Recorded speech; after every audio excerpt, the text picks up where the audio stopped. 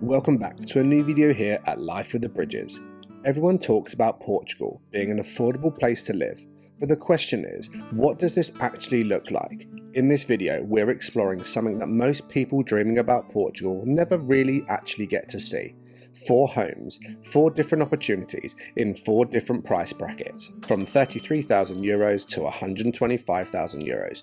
We're talking big plots, deserted forgotten about land, historic stone walls, renovation dreams, and a few surprises that even we didn't expect. 75 grand for all of this. So if you have ever wondered what you actually get for your money here in Central Portugal, then this video is the one you've been waiting for. And also, coming up in future videos in our Portugal series, we go to see 4 more properties, but these properties are incredibly unique, and they aren't just your average properties. All 4 have something extremely exciting, shocking, or just downright intriguing about them. We also do a video on our detailed explanation of each property we viewed to share our thoughts, but also share lots of important information we found which is crucial to know when buying land in Portugal. And lastly, now we have both visited the North and Central Portugal and viewed properties in both, we give a full video on the differences we found, what we preferred, and where we are now at as the Bridge family, with our ever-growing dream of calling Portugal our home in the future. So as you can see,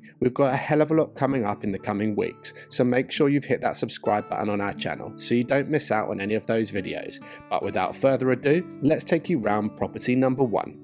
We are going to be starting with our most expensive property of the 4 that we viewed, which was priced at €125,000, which had recently been reduced down to €115,000. The plot was 1 hectare, or approximately 2.4 acres of flat land. It had various fruit trees, excellent sun exposure, and plenty of water. There are 2 wells on the property and 1 tank on the land. The plot has a house consisting of 2 bedrooms, a living room, a kitchen, a bathroom, which all needed renovating. Outside there was a septic tank and 2 outbuildings and an original oven. The house had electricity and is supplied by water from the public mains, and also has an additional well of 50 metres deep with analysed drinking water. It boasts a splendid view and wide views of the surrounding mountains. This property also had an urban area of 280 metres squared, which was really interesting as it gave good building opportunities for the future. Regarding its location, it was 400 metres from Vila de Mato, a beautiful peaceful location surrounded by nature and other agricultural fields. But with a brief explanation done, let's take a walk round. The driveway of the main road entered straight into a small forest of pine trees, which was included in the land. After about approximately 100 metres of said driveway, it brought us straight into the main house.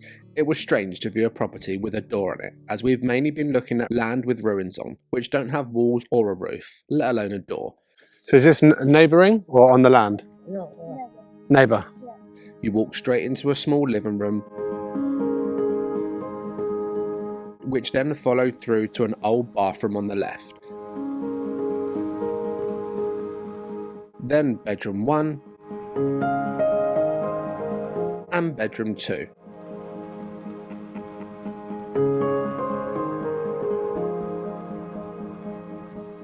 The kitchen and dining area was an okay size, but quite evident it all needed renovating, and it also had a nice open fire already installed. A big positive of this property was it already had electricity and water on the land, as previously mentioned, which the more properties we viewed, the more we realised the amount that didn't actually have this, which would obviously be an extra cost on top of the property price when buying land in Portugal, but this property already had it. Out the back of the main building led to the first of the 2 outbuildings. This stored the boiler for the water, some more storage area, and an old original lager, which was the traditional way to make wine by putting the grapes inside this concrete container and squashing the grapes with your feet to release the juice without crushing the seeds, producing a better colour and flavour of the wine. Then it was over to the second outbuilding, which was used to store vegetables and maybe some animals in the past, but it was a pretty good size. The interesting part of these 3 buildings was we discussed with the estate agent that there was the ability to join all 3 buildings together as part of the 280 metres squared of urban land, and therefore make one big house. You could also go up to a second floor as well, creating a good opportunity for a nice sized house in the future. With the buildings now covered, we walked around the flat land, showing us the water sources, all of the boundaries, and the view in which you could see from the majority of the property. As discussed before, we aren't going to go into too much detail about what we thought about this property, as this is going to be covered in another video in full detail, but that just about rounds up property number 1.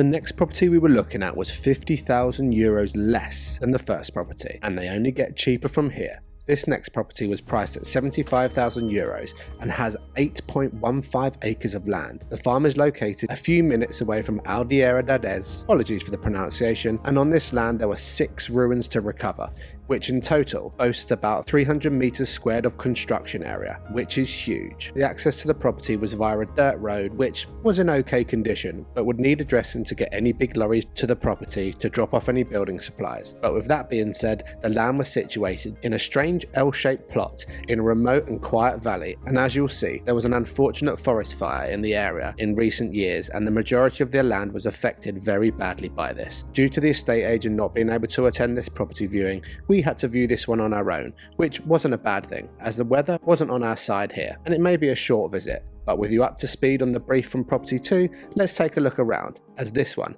had a hell of a lot of potential for the asking price. As you can see, it's clearly been massively affected by the fires, because a lot of the land, which 8.5 acres, is ginormous. All of the trees are just burnt. 3 of the 6 ruins, this is 1, that is 2, and there is the 3rd. This is not ideal Portuguese weather for viewing properties. Looks like a little animal shelter. But this is the first of the ruins.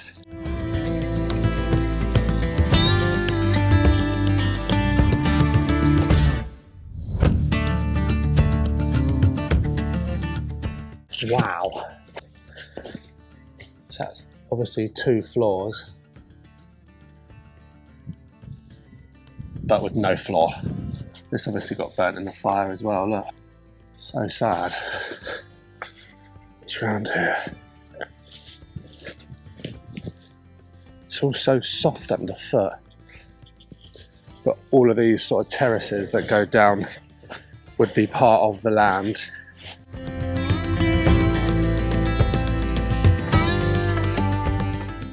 And that is a front view of the property, so this is the bottom level of where we just looked.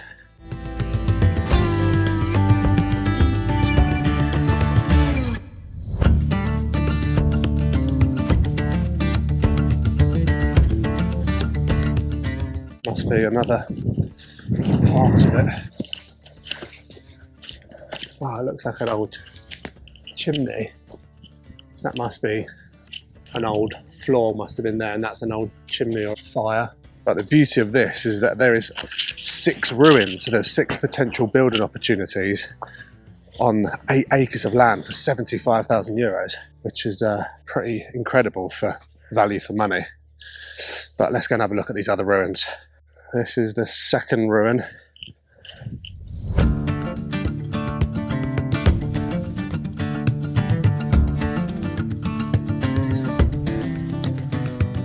Which again must have been on 2 floors, but is pretty tiny. Don't know what that was, maybe a coal shed or a place to put your animals. It's just absolutely been smashed by the fires.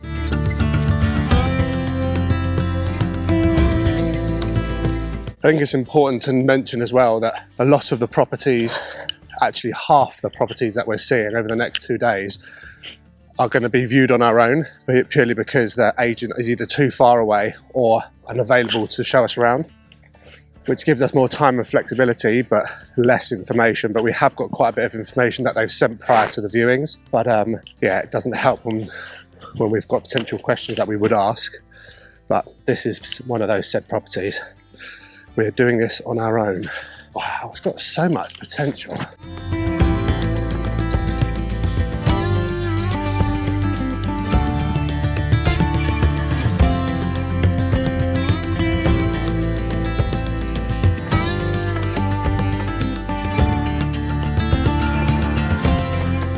Another little mini stove or fire, bread oven. You turn around, there's another one. I know there's a hell of a lot of work to do, but for 75 grand, I mean, you'd have to spend thousands on this. Hundreds of thousands. Hundreds of thousands, yeah. Ouch. Yeah, you're absolutely right.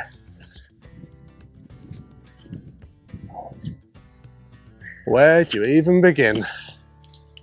It's a shame that the weather's like it is, because these views are pretty incredible as well over the valleys. But there's ruins everywhere. Another little area. I wonder what that is. Must be just a outside place to have a fire. It's mad. Absolutely crazy. I love when you come in to see properties like this that are just so old. You think back to the owners used to have all their animals and grow all their crops on these terraces, and you can see literally where they've lived in terms of the little outhouses for the animals. Yeah, look at these. One there. Another one there. Look at all this. Dead. Completely dead. So I would assume the 6 ruins are 1, 2, 3, 4, 5, and maybe the 6th one is classed as like a, because some of these have like joining adjacent buildings. So this grouping here is the 6 we're working with, about 8 acres. All of the land goes so far up there, and it's just mind-boggling how much you get for your money in here in Central Portugal.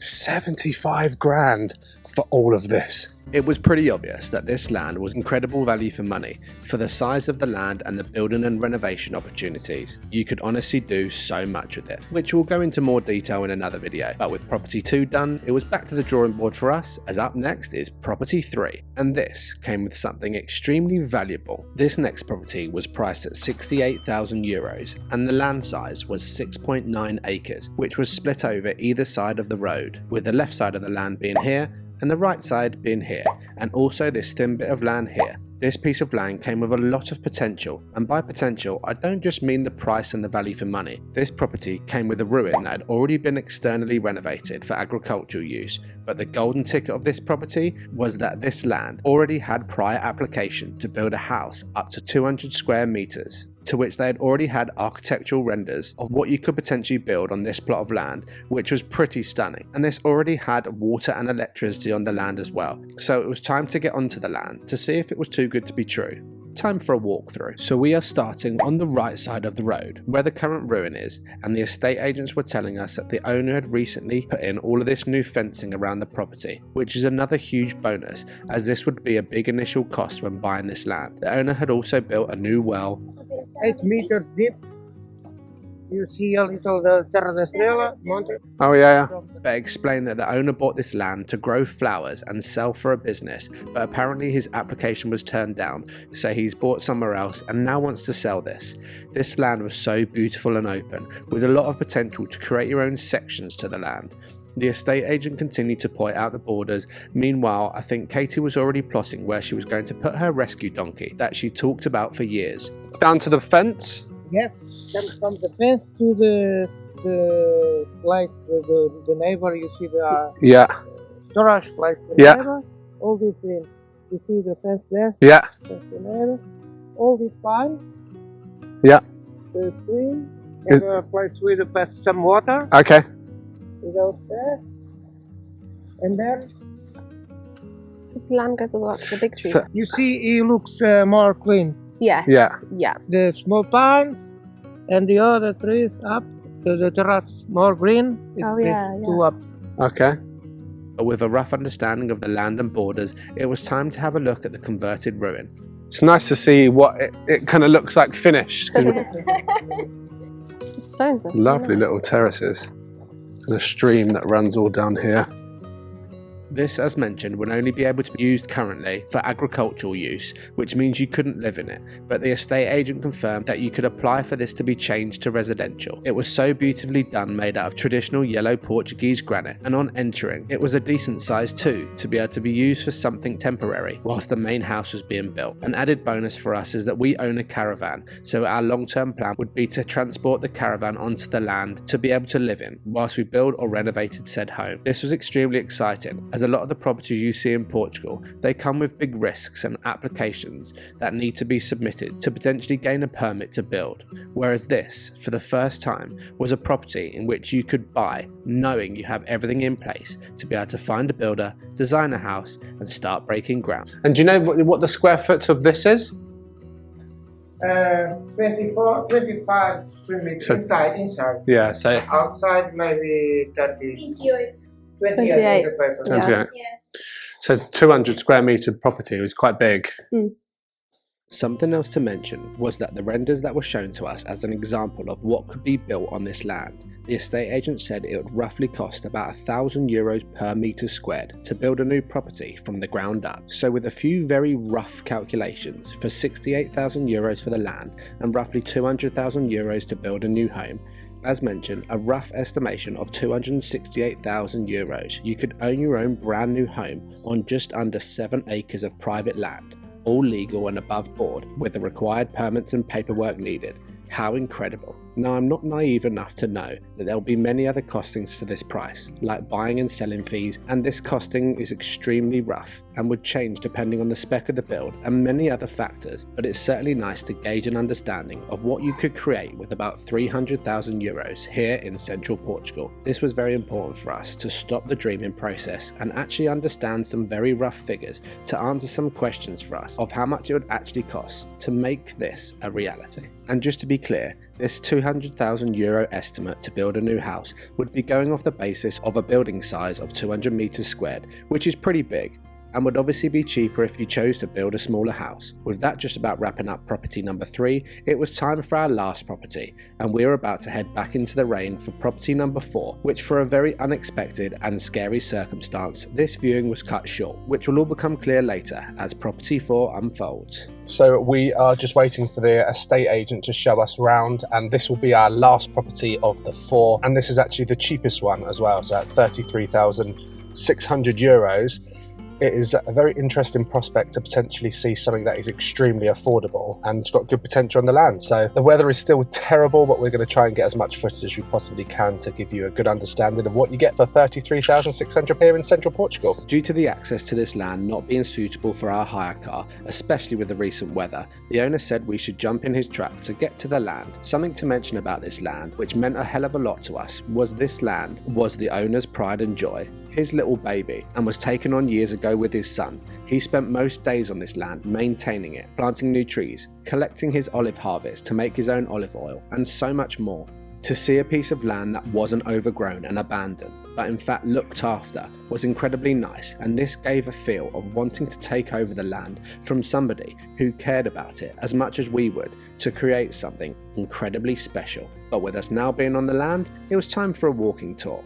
They take care of the farm like every week. Yeah, he comes here, he cleans the land, he plants the trees, he do everything here. Has it got a permit to build on this? Yes, you can reconstruction the ruin. Yeah. They are here for a long time, but only this place. So this is the only place you could build? If you want to do something more, you can do it, but in this place no one's know. This was interesting, that we were told that we could renovate this ruin due to being so rural nobody would know, which is true, but unfortunately wouldn't make this legal. So if it ever came to resale or needing to take out a mortgage for the renovation work, you wouldn't have the required permits or paperwork to do this. But this became evident that building without permits in rural locations like this is something that happens quite frequently, but certainly not something that we would be interested in. So this is literally about 500 metres from the land. Look at that for a swim spot. Incredible. As mentioned, the owner was so passionate about his land. He wanted to show us every square inch of it. He was constantly informing the estate agent of all the amazing things that he'd done over the years, who was translating this information and telling us in English, from every tree he planted to the exact locations of the borders and wells on the property, and even all of the fruits that he harvests off his land each year. We could feel the hard work and the time that this beautiful man had put into this land on a weekly basis for many years. But what also became very evident was that a piece of land this big, which requires so much maintenance, was potentially getting too much for the owner, and what was about to happen was a scary reality of this. We carried on looking around the farm, and then something felt different. He started to slow down, and within seconds, the owner collapsed right in front of our eyes. It goes without saying that we weren't ever going to include the unfortunate footage of this happening that we captured whilst filming, out of 100% respect to the landowner. But it was incredibly scary. We instantly stopped filming, attended to his needs. Katie and I covered him up with umbrellas whilst the estate agent spoke to him in Portuguese. We were clueless of what had just happened. We asked if he needed an ambulance, to which we were told that it wasn't the first time this had happened and he just needed time to come round. After about 10 minutes, we managed to get him back up to his feet and help him back across the land to his truck. The estate agent drove us back off the land and back to our car. The estate agent also offered to take us back to the land on her own to show us more, but we agreed that the priority was making sure the owner got home safely and got the care he needed. That was slightly scary, but yeah, we was just speaking to the estate agent, and basically he has a problem with stress, but also he has sometimes his leg gives way. And so a combination of that is the reason why he keeps having these falls. But yeah, but we inevitably cut the viewing short, and we are hopefully going to be coming back here tomorrow to have a look and see it in better weather. So we'll cut to that video now and finish off the rest of the viewing. The next morning rolled around and we spoke to the estate agent, who had told us that we were okay to head back to the land to have another look around. We also checked that the landowner was doing okay, and she informed us that thankfully he was doing just fine. So it is the next day and we are back at the land that is 33,600 euros, where we unfortunately had the owner collapse, but we wanted to come back and see it in its true Portuguese form with the weather is like this. So we are back. It was time to tell you a little bit more about this plot, and my goodness did it look different. It's amazing what blue skies and sunshine really does. This property was 3.95 acres with a stunning view of the majestic Sierra de Estrella Mountains. The plot includes, as mentioned earlier, just one stone ruin of an old house which screams history and rustic charm. Across the land there was a diversity of trees, including fruit trees, pine trees and eucalyptus, providing a harmonious balance between cultivation areas and native vegetation. It has lots of water on the land with 3 wells and a mine, but it didn't have electricity on the land, so we would need to research that further or go down the solar panel route. One of the most striking features of this land was the tranquility. No road noise, minimal visible neighbours, and completely epitomised the words rural Central Portugal. Not only was this land beautifully flat and widespread, just a short walk away from the land there was this stunning lake which had so much potential for use on those hot summer days, from fishing to swimming. It really was an innovation to that peaceful life we were searching for, and our dream of building a life in harmony with nature. And it was fair to say, knowing the background of the love and passion that had been put into this land, with the incredible value for money it was, let's just say, this property pricked our ears up. Look at that view. That is obviously the ruin on the humongous bit of granite.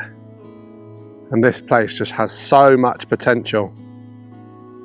And it's incredibly peaceful. That's a perfect time to end that video there, and we want to thank you for continuing to join us on our quest and our dream of hopefully calling Portugal home one day in the future. We also really hope that this video helps give people that aren't lucky enough to be able to come and see properties like this in person a little bit more of an insight into what you get for your money here in Central Portugal. And to new and old subscribers, we always love hearing what you've got to say in the comments, so put down below which out of the 4 properties you saw today you think has most potential. And if you like this video, you're not going to want to miss our next video on Sunday, as we go and see 4 unique properties which all have something extremely different about them, from dense forest off-grid locations to business opportunities to water-filled wonderlands. But if you like this video, do us a favour and hit that like button, subscribe to our channel if you haven't already so you don't miss out all the interesting videos to come. A huge thank you to all of our Patreon members, and if you want to see all of our behind the scenes footage and conversations within our community, then scan the QR code on the screens now. And as always, live for today, as tomorrow is never promised. We'll catch you in the next one, chaps.